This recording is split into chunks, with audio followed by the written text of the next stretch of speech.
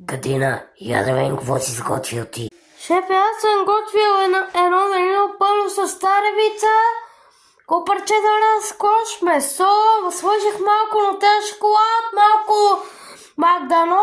Това е пълна мизерия. Веднага сваляй престилката. Няма да я сваля.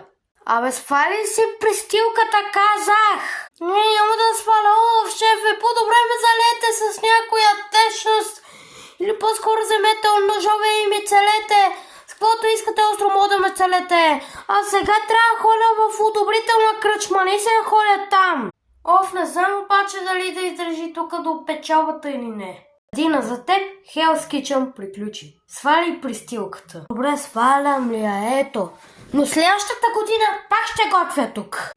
Той идва вече за пореден четвърти път тук да готви.